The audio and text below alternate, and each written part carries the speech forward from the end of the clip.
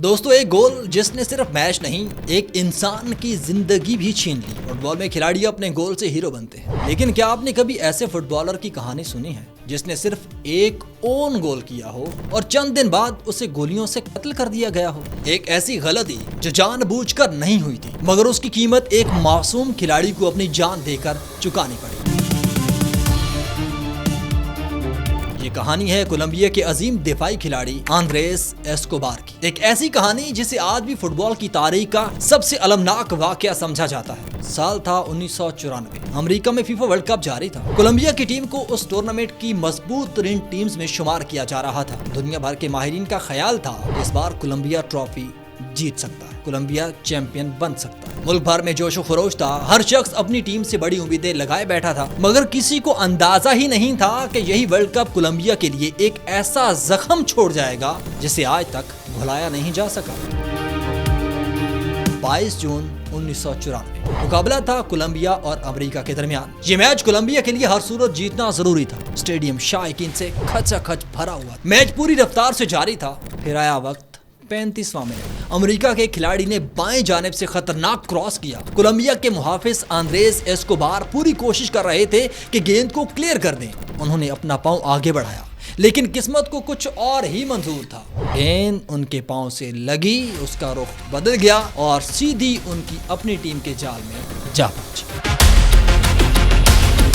On goal. चंद लम्हों के लिए पूरा स्टेडियम खामोश हो गया। आंद्रेस एस्कोबार भी हैरान रह गए। उन्होंने फौरन अपना सर झुका दिया, मगर हिम्मत नहीं हारी।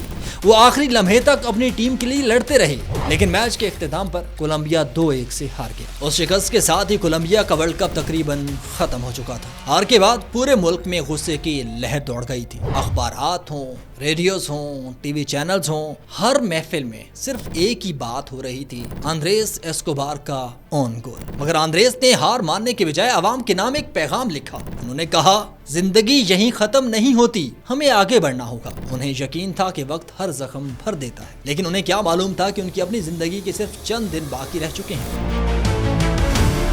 2 जुलाई 1994 वर्ल्ड कप से वापसी के बाद आंद्रेस अपने चंद दोस्तों के साथ कोलंबिया के शहर मेडेविन के एक नाइट क्लब में गए। वहाँ कुछ लोगों ने उन्हें पहचान लिया। पहले तो तंज किए, फिर उनके ऑन गोल का मजाक उड़ाया। आंद्रेस ने मामला ठंडा करने की कोशिश की, लेकिन बहस बढ़ती चली गई और चंद ही लम्हों बाद पार्किंग एरिया में गोलियां चलने लगी। आंद्रेस एस्कोबार को 6 गोलियां मार दी गईं और वो सिर्फ 27 साल के थे। यानी शाहिदीन के मुताबिक कातिल हर गोली चलाने के साथ गोल गोल गोल चिल्ला रहा है, गोल गोल गोल।